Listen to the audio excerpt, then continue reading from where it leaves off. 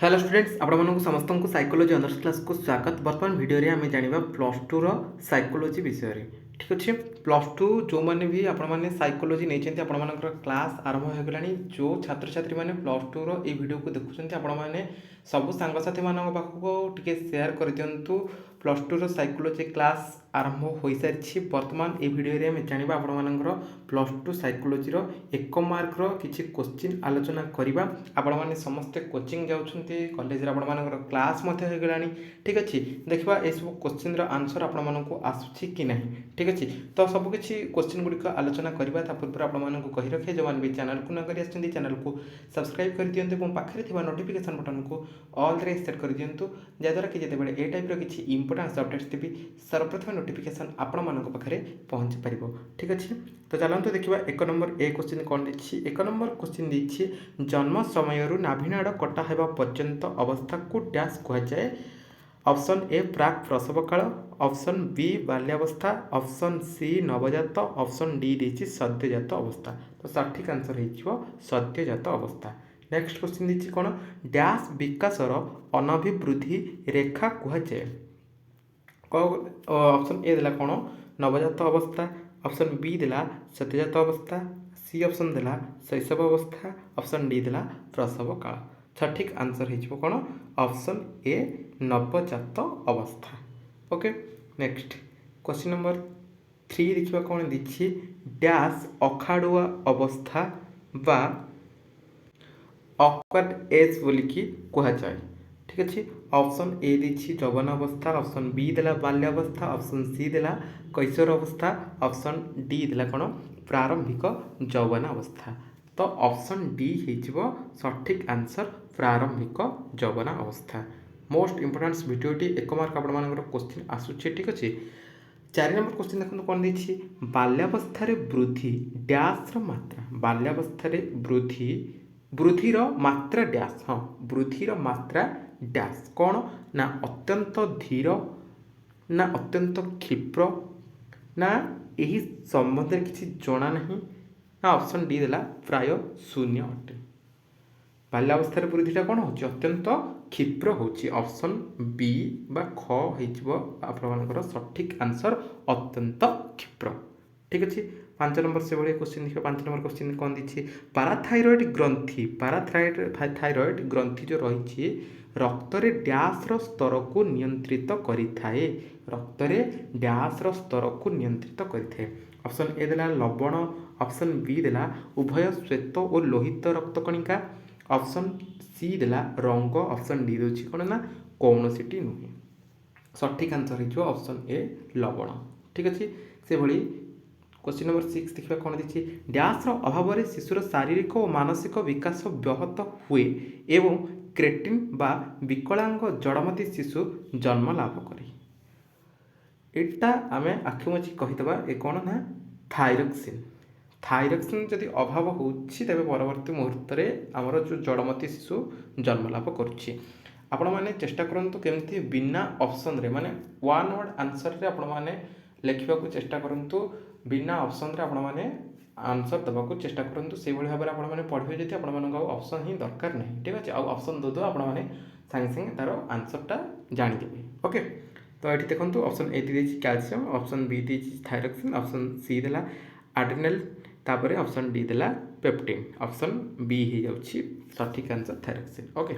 देखा 7 number question परिपक्व भवन डैश पाई कंचामाल जगाई थाए एवं शिशुर विकास रे साधारण रूपरेख और ढंग को निर्णय करि थाए। ऑप्शन ए अभिप्रेरण, ऑप्शन बी प्रक्षोभ, ऑप्शन सी शिक्षण, ऑप्शन डी व्यक्तित्व। तो ऑप्शन सी हो सठिक आंसर शिक्षण। नेक्स्ट क्वेश्चन नंबर 8 बयस वृद्धि संगे संगे पिनियल ग्रंथि एवं बाकनिस्की ओ डार्विनियन प्रतिवर्तर डैश। ऑप्शन ए देला वृद्धि साधना हुए, ऑप्शन बी दूसरी विलोप घटे, ऑप्शन सी आंशिक परिवर्तन घटे, ऑप्शन डी कौन सी नुहे। ऑप्शन बी हो सठिक आंसर विलोप घटे। 9 नंबर क्वेश्चन देखा। 9 नंबर क्वेश्चन कौन देखिए नवजात शिशु ठारे प्रथम डैश प्रकाश पाए। ऑप्शन ए देखिए साधारण उत्तेजना, ऑप्शन बी देउछि भय, ऑप्शन सी देला क्रोध, ऑप्शन डी देउछि स्नेह।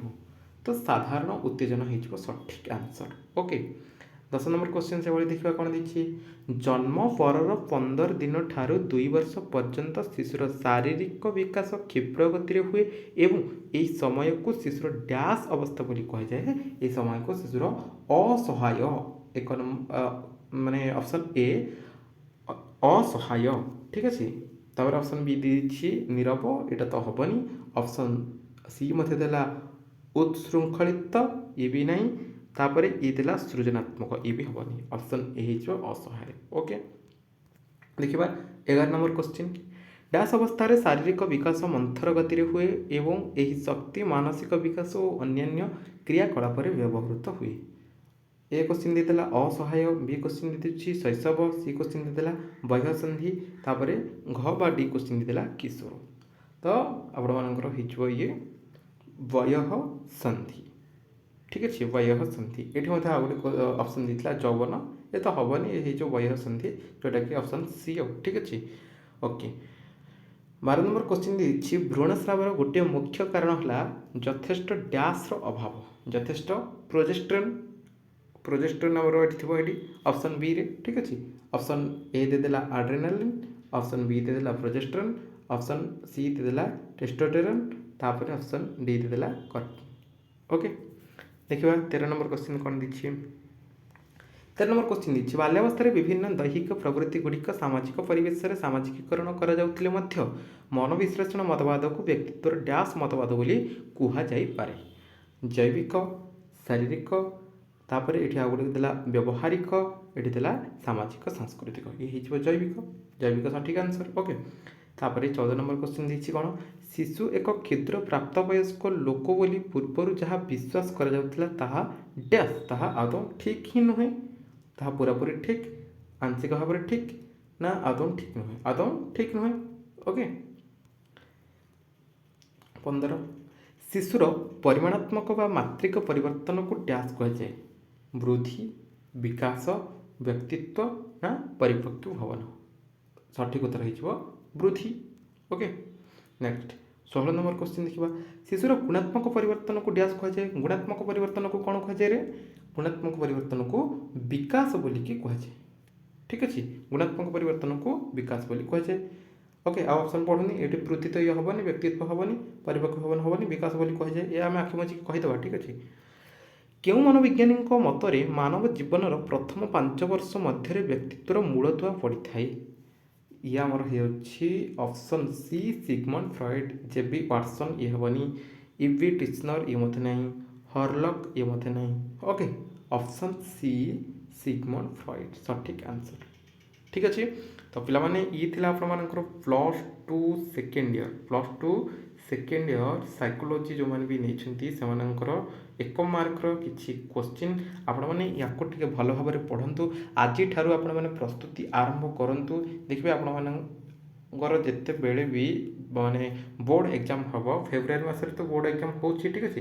जो बोर्ड एग्जाम हम 2026 आपण मैंने जो बोर्ड एग्जाम देवे देखिए साइकोलॉजी बहुत भल मार्क आप रखिपारे समस्ते 75 ରୁ 80 एवं मार्क रखिपारे जदि आपण मैंने कहवा अनुसार पढ़ते और आज प्रस्तुति आरंभ करते। जितेबले भी जो क्लास आपण मानकर होउछि सेतेबेले से क्लास को करंतु ताको खातार नोट कर दिंतु आ सही समय ही पढ़ंतु देन परवर्ती क्लास रे आपण माने नुआ पाठ पढ़िबे ठीक अछि। आज ठारू टिके टिके टिके टिके करके पढ़ी देले एग्जाम समय हमको डर लागबनी भय लागबनी किछि लागबनी स्ट्रेस लेवल हमर हाई हेबनी किछि हेबनी आम आराम से जिबा केवल एग्जाम देखि आसीबा ठीक अछि। ओके तो वर्तमान वीडियो रे एतिकी देखा आ एक वीडियो रे रहिला नमस्कार।